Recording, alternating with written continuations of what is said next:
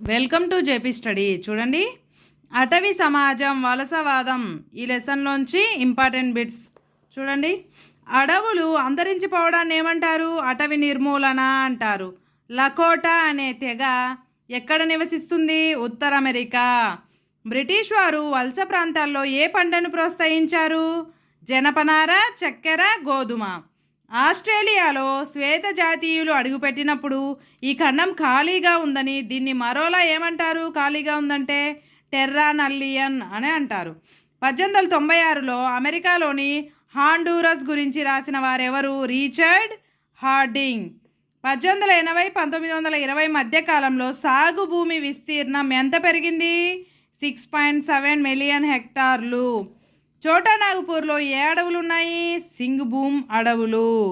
ఏ సంవత్సరంలో చోటా నాగపూర్లోని సింగ్భూమ్ అడవుల్లో సాల్ దుంగలను స్లీపర్గా మార్చారు? 1897 మే.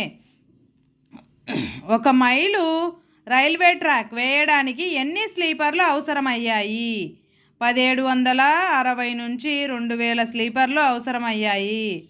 19వ శతాబ్దం ప్రారంభంలో ఇంగ్లాండులో కనుమరుగైన అడవులేవి? ఓక్ అడవులు.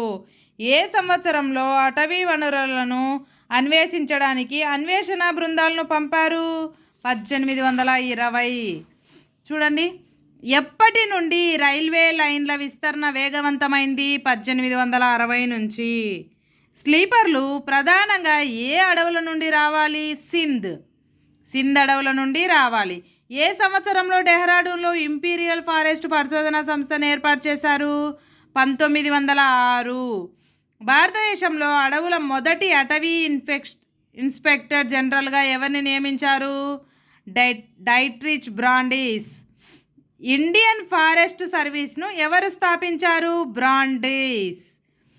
అడవుల నిర్వహణకు సరైన వ్యవస్థను ప్రవేశపెట్టాలని, ప్రజలను అడవుల పరిరక్షణ శాస్త్రంపై శిక్షణ ఇవ్వాలని భావించింది ఎవరు? బ్రాండిస్. ఒకే రకమైన చెట్లను ఒకే వరుసలో నాటడాన్ని ఏమంటారు? ప్లాంటేషన్ అంటారు.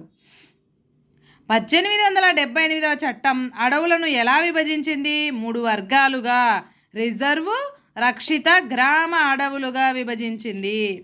అత్యుత్తమైన అడవులను ఏమనంటారు? రిజర్వ్ అడవులు అని పిలిచేవారు. ఇంటి నిర్మాణమునకు, ఇంధనమునకు కలపను వారు ఎక్కడి నుంచి తీసుకొని వచ్చేవాళ్ళు? రక్షిత లేదా గ్రామ అడవుల నుండి తీసుకొని వచ్చేవాళ్ళు. గుల్మాలను వేటిలో వాడతారు? ఔషధాలలో వాడతారు. ఏ చెట్టు కాయల నుంచి వంట చేయడానికి దీపాలను వెలిగించడానికి నూనెను పిండుతారు? మహువా చెట్టు కాయల నుంచి వంట చేయడానికి, దీపాలను వెలిగించడానికి నూనెను పిండుతారు. ఏ చెట్టు బెరడును కూరగాయలను తురమడానికి వాడతారు? బురుగు చెట్టు. ఒక ఎండిన తొలచివేసిన సొరకాయ జాతులను ఎలా వాడతారు? మంచినీటి సీసాగా వాడతారు. మంచినీటి సీసాగా ఎండిన తొలచివేసిన సొరకాయ జాతులను. సియాడి తలను ఎలా వాడతారు? సియాడీల తలను తాళ్ళ తయారీకి వాడతారు. బర్మాలోని ధారావాడిలో టాంగ్యా సాగు విధానం గురించిన చిత్రాన్ని ఏ సంవత్సరంలో తీశారు? 1921 సంవత్సరం. స్వీడన్ వ్యవసాయం అంటే పోడు వ్యవసాయం. స్వీడన్లో అప్పుడు పోడు వ్యవసాయంలో ప్రధానంగా మధ్య భారతదేశం, ఆఫ్రికాల్లో ఏ పంటలు పండించేవారు?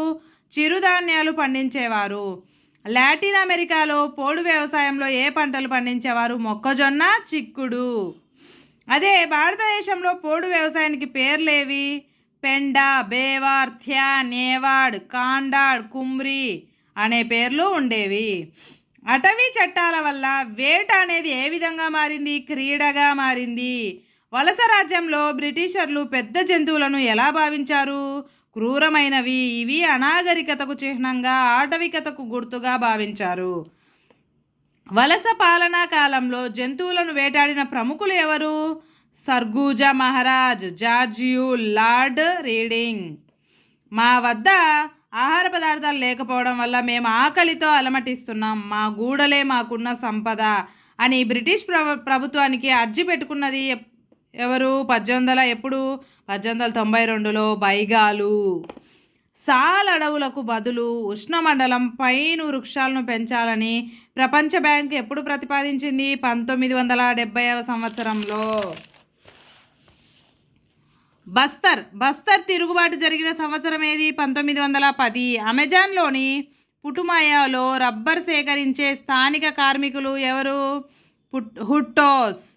ఎవరైనా ఫస్ట్ టైం నా ఛానల్ చూస్తుంటే సబ్స్క్రైబ్ చేసుకోండి, ఖచ్చితంగా లైక్ చేయండి.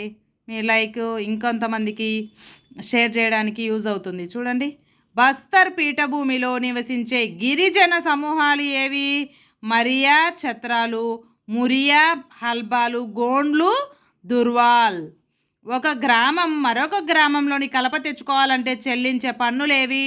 దేవ్సారి, దాండో, మాన్ అనే రుసుములు. ధ్రువాలు, గుండాదూర్లు వరుసగా ఏ ప్రాంతానికి చెందినవారు? కంగేర్, నేతనార్. సాల్ అడవులకు బదులు ఉష్ణమండలం పైను వృక్షాలను పెంచాలని ప్రపంచ బ్యాంకు ఎప్పుడు ప్రతిపాదించింది? 1970లో. బోండియా ఎంతమందిని సమీకరించి తిరుగుబాటు చేశాడు? 400 మందిని. జావా నేడు దేన్ని అధికంగా ఉత్పత్తి చేసే దీవిగా మారింది? వరి. జావాలోని కలాంగులు దేనికి సిద్ధహస్తులు? చెట్లు నరకడానికి, పోడు వ్యవసాయానికి. పోలీసులు, వ్యాపారులు, ఫారెస్ట్ ప్యూన్లు, ఉపాధ్యాయులు, వలసదారులు అన్ని వైపుల నుంచి జగదల్పూర్లోకి ప్రవేశించారు అని అన్నదెవరు? William ward.